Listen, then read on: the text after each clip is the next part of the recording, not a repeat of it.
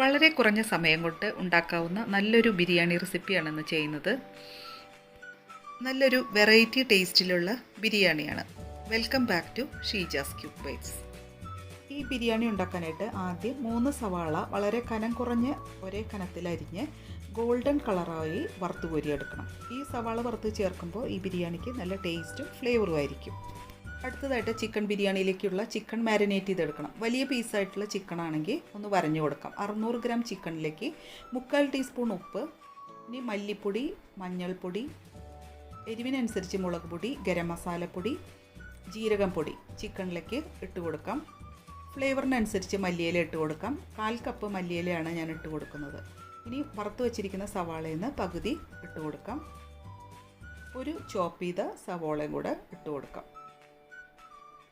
1 table spoon lemon juice ഒഴിച്ചു കൊടുക്കാം. ഇനി ഇഞ്ചി, പച്ചമുളക്, വെളുത്തുള്ളി ഫ്രഷ് ആയിട്ട് തന്നെ ചതച്ച് ചേർത്ത് കൊടുക്കാം. ഒരു വലിയ തക്കാളി ചോപ്പ് ചെയ്തെടുത്തത് ചിക്കനിലേക്ക് ചേർത്ത് കൊടുക്കാം. 3/4 കപ്പ് അധികം പുളിയില്ലാത്ത തൈരും കൂടെ ചേർത്ത് കൊടുക്കാം. കുറച്ച് മല്ലിയിലയും കൂടെ ഇട്ട് കൊടുക്കുന്നുണ്ട്. ഇനി കൈ വെച്ച് നന്നായിട്ട് നമുക്ക് ചിക്കൻ ഒന്ന് മാരിനേറ്റ് ചെയ്ത് ഒരു 2 മണിക്കൂറെങ്കിലും ചിക്കനിൽ ഉപ്പും മുളകും പിടിക്കാനായിട്ട് മാറ്റി വയ്ക്കാം. ഈ സവാള വറുത്ത് വയ്ക്കുന്നതും ചിക്കൻ മാരിനേറ്റ് ചെയ്ത് വയ്ക്കുന്ന വരെയുള്ള ജോലി തലേദിവസം ചെയ്യുകയാണെങ്കിൽ നമുക്ക് ബിരിയാണി ഉണ്ടാക്കുന്ന ജോലി വളരെ ഈസി ആയിരിക്കും. ഇനി നമുക്ക് മാരിനേറ്റ് ചെയ്ത ചിക്കൻ അടികട്ടിയുള്ള പാത്രത്തിലേക്ക് ഇട്ട് 2 ടേബിൾ സ്പൂൺ സവാള വറുത്ത് വെളിച്ചെണ്ണ ഒഴിച്ച് മീഡിയം ഫ്ലെയിമിൽ കുക്ക് ചെയ്യാനായിട്ട് വെക്കാം. ഒരു 30 മിനിറ്റോളം കുക്ക് ചെയ്തെടുക്കണം. വേറെ വെള്ളം ഒഴിക്കേണ്ട ആവശ്യമില്ല. അതിൻ്റെ ഉള്ളിൽ നിന്ന് തന്നെ വെള്ളം ഇറങ്ങി വരും. ഇടയ്ക്ക് ഇളക്കി കൊടുക്കണം. ഇനി ആ സമയം കൊണ്ട് നമുക്ക് അരി വേവിച്ചെടുക്കാനായിട്ട് 1.5 ലിറ്റർ വെള്ളം തിളപ്പിച്ച് അതിലേക്ക് പാകത്തിന് ഉപ്പും സൺഫ്ലവർ ഓയിലും ഒഴിക്കാം. പട്ട, ഗ്രാമ്പൂ, ഏലക്കായ, കരയാമ്പൂ, ജാതിപത്രി, 2 ബേ ലീഫും കൂടെ നമുക്ക് തിളയ്ക്കുന്ന വെള്ളത്തിലേക്ക് ഇട്ട് ഒരു ചെറുനാരങ്ങയുടെ നീരും ചേർത്ത് ഉപ്പൊക്കെ കറക്റ്റായിട്ടുണ്ടോ എന്ന് നോക്കുക. 10 മിനിറ്റ് ഞാൻ ബസ്മതി റൈസ് കഴുകി വെള്ളത്തിലിട്ട് വെച്ചതാണ്. അത് സ്ട്രെയിൻ ചെയ്തതും കൂടെ വെള്ളത്തിലേക്ക് ഇട്ട് കൊടുക്കാം. നന്നായിട്ട് തിളച്ച് ഏകദേശം ഒരു 9 മിനിറ്റോളം വെന്തപ്പോൾ ഒരു 80% ഇത് വെന്തിട്ടുണ്ട്. അപ്പോൾ ദം ചെയ്യണ ബിരിയാണി ഒരു 80% കുക്ക് ചെയ്യേണ്ട ആവശ്യമുള്ളൂ. ഇനി നമുക്കിത് ഒരു സ്ട്രെയിനറിലേക്ക് മാറ്റാം. ബിരിയാണി ദം ചെയ്യാനായിട്ട് കുങ്കുമപ്പൂവ് 1/2 ടീസ്പൂൺ എടുത്തിട്ടുണ്ട്. അതിലേക്ക് ഇളം ചൂടുള്ള പാല് 1/4 കപ്പ്, 1/4 ടീസ്പൂൺ മഞ്ഞൾപ്പൊടിയും 1/2 ടീസ്പൂൺ ഫ്രഷ് ആയിട്ട് പൊടിച്ചെടുത്ത ഗരം മസാലപ്പൊടിയും ഇട്ട് കൊടുക്കാം. അത് മിക്സ് ചെയ്ത് വയ്ക്കാം. ഇനി ദം ചെയ്യാനുള്ള ബാക്കിയുള്ള കാര്യങ്ങൾ നെയ്യ്, സവാള വറുത്തത്, പിന്നെ കാഷ്യൂനട്ടും കിസ്മിസും വറുത്തെടുത്തത്, മല്ലിയിലയൊക്കെ നമ്മൾ ദം ചെയ്യുന്ന പാത്രത്തിൻ്റെ അടുത്തായിട്ട് എടുത്ത് വയ്ക്കാം. ദം ചെയ്യാനായിട്ട് ചിക്കൻ കറിയും റെഡി ആയിട്ടുണ്ട്. കുക്ക് ചെയ്യാൻ തുടങ്ങിയിട്ട് 30 മിനിറ്റ് കഴിഞ്ഞു. എണ്ണയൊക്കെ മുകളിൽ തെളിഞ്ഞു വന്നിട്ടുണ്ട്. ഇനി നമുക്ക് ചിക്കൻ കറി ഓഫ് ചെയ്ത് ദം ചെയ്യാനായിട്ട് തുടങ്ങാം. സ്ട്രെയിൻ ചെയ്യാൻ വെച്ച ചോറ് ഇതുപോലെ ഒന്ന് ഫോർക്ക് വെച്ച് ഇളക്കി കൊടുക്കാം. അതിൽ ഉള്ള പട്ട, ഗ്രാമ്പൂ, ഏലക്കായ, ജാതിപത്രിയുടെ അതൊക്കെ എടുത്ത് മാറ്റാം. ഇനി ദം ചെയ്യാനായിട്ട് അടി കട്ടിയുള്ള പാത്രം എടുത്തിട്ട് നമ്മൾ ചിക്കൻ കറിയുടെ പകുതി ഭാഗം ആദ്യം ലെയറായിട്ട് ഇട്ട് കൊടുക്കാം.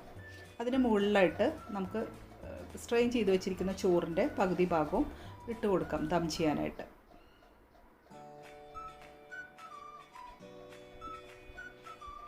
ഇനി അടുത്ത ലെയർ പാലിൻ്റെ മിക്സ് 2-3 ടീസ്പൂൺ ഒഴിച്ചു കൊടുക്കാം. അടുത്ത ലെയർ നെയ്യ് 2 ടീസ്പൂൺ ഒഴിച്ചു കൊടുക്കാം. നെയ്യ് കഴിക്കാത്തവർ ഈ ഒരു സ്റ്റെപ്പ് ഒഴിവാക്കാം. ഇനി വറുത്ത സവാള ഇട്ട് കൊടുക്കാം. അടുത്ത ലെയറായിട്ട് കൊത്തമല്ലി 1 ലെയർ ഇട്ട് കൊടുക്കാം. അടുത്ത ലെയർ കാഷ്യൂനട്ടും കിസ്മിസും ഇട്ട് കൊടുക്കാം. ഇനി വീണ്ടും നെക്സ്റ്റ് ലെയറായിട്ട് നമ്മൾ ചിക്കൻ കറി ഇട്ട് കൊടുക്കാം.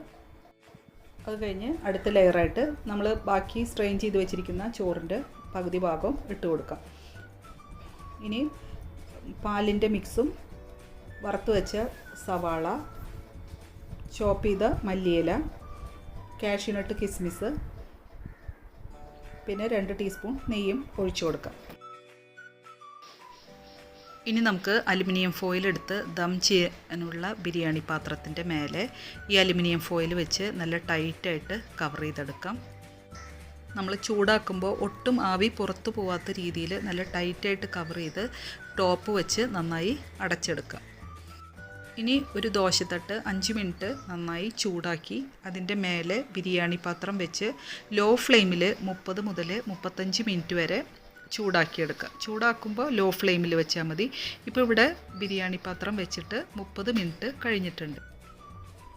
നമ്മളിത് തുറക്കുമ്പോൾ നല്ല ആവി വന്നാൽ മാത്രമേ ബിരിയാണിക്ക് നല്ലൊരു ഫ്ലേവർ ഉണ്ടാവുള്ളൂ. ചിക്കൻ്റെയും വറുത്തിട്ട സവാളയുടെയും കൊത്തമല്ലിയുടെയൊക്കെ ഫ്ലേവർ ചേർന്ന് നല്ലൊരു ടേസ്റ്റ് ആയിരിക്കും ഈ ബിരിയാണിക്ക്.